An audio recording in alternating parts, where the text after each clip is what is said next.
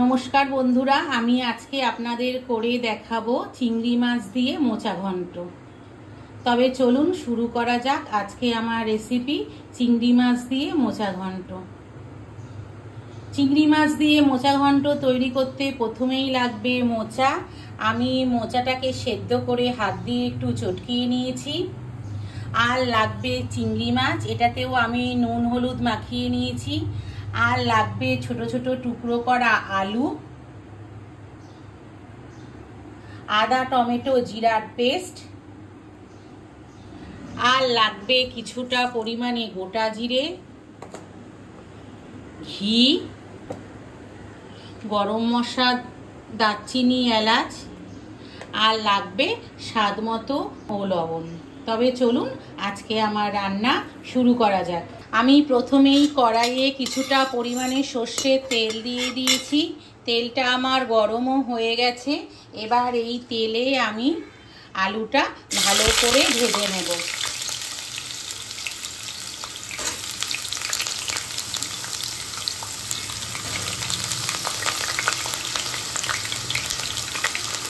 আপনারা এই মোচার ঘন্টে না চাইলে আলুটা নাও দিতে পারেন, কিন্তু আলু দিলে মোচা তো রান্না করতে গেলে একদমই কমে যায়। আলু দিলে পরিমাণটা যেমন একটু বাড়ে আর খেতেও খুব টেস্টি হয়।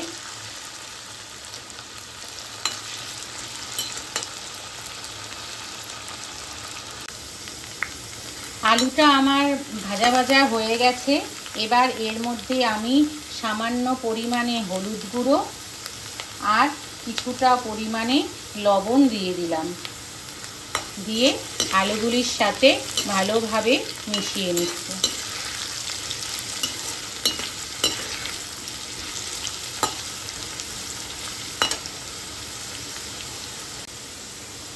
এইবার আমি আলুগুলিকে একটা পাত্রে তুলে নেব।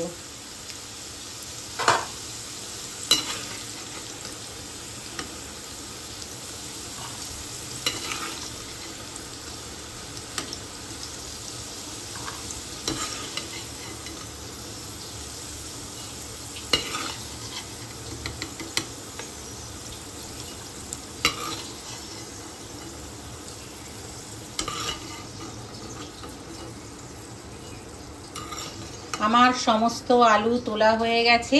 এবার এই তেলেই আমি চিংড়ি মাছটা ভালো করে ভেজে নেব।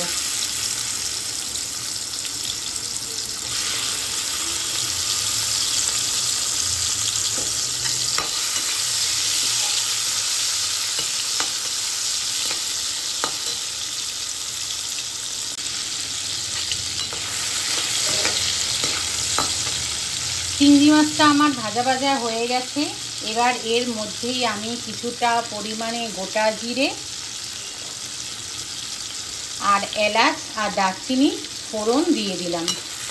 দিয়ে ভালোভাবে একটু নাড়িয়ে নিচ্ছি।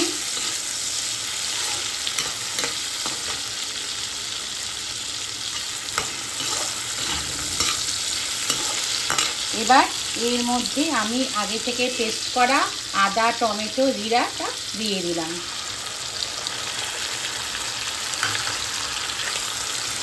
দিয়ে মশলাটা ভালোভাবে মাছগুলির সাথে মিশিয়ে নিচ্ছি।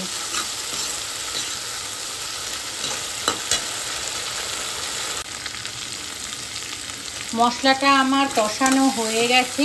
এবার এর মধ্যে আমি দিয়ে দিচ্ছি কিছুটা পরিমাণে কাশ্মীরি মির্চ, হলুদ গুঁড়ো, স্বাদ মতো লবণ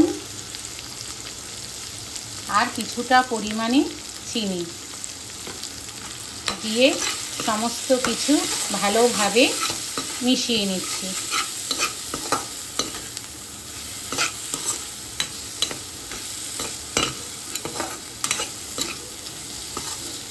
সমস্ত মশলাগুলি আমার ভালোভাবে মেশানো হয়ে গেছে।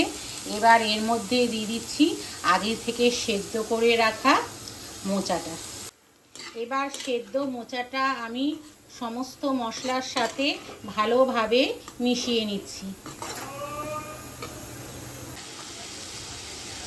মোচাটা আমার মোটামুটি কষানো হয়ে গেছে। এবার আমি এর মধ্যে আগে থেকে ভেজে রাখা আলুটা দিয়ে দিচ্ছি। আলুটাও মোচার সাথে ভালোভাবে মিশিয়ে নিচ্ছি। এই সময় আপনারা গ্যাসের ফ্লেমটা একদম কমিয়ে রাখবেন। লো ফ্লেমে মোচা আর আলু আস্তে আস্তে ভালোভাবে আবার কষে নেব।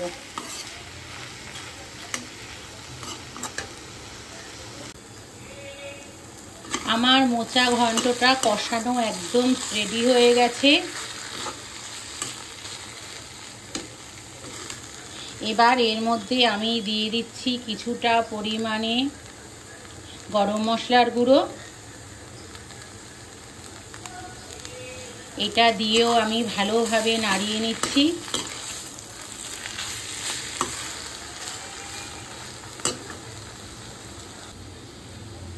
আর এর মধ্যে দিয়ে দিচ্ছি কিছুটা পরিমাণে ঘি।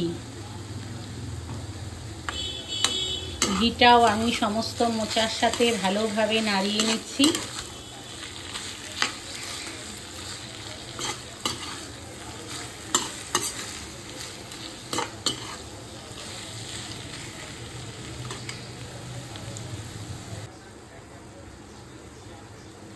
আমার চিংড়ি মাছ দিয়ে মোচা ঘন্ট একদমই রেডি হয়ে গেছে। এটা অবশ্যই আপনারা একদিন বাড়িতে ট্রাই করবেন, আশা করি ভালো লাগবে। আজকে চিংড়ি মাছ দিয়ে মোচা ঘন্টের রেসিপিটা যদি আপনাদের ভালো লেগে থাকে তাহলে চ্যানেলটাকে please like, share and subscribe করে দেবেন। সবাই ভালো থাকবেন, সুস্থ থাকবেন। দেখা হচ্ছে অন্য কোনো ভিডিওতে।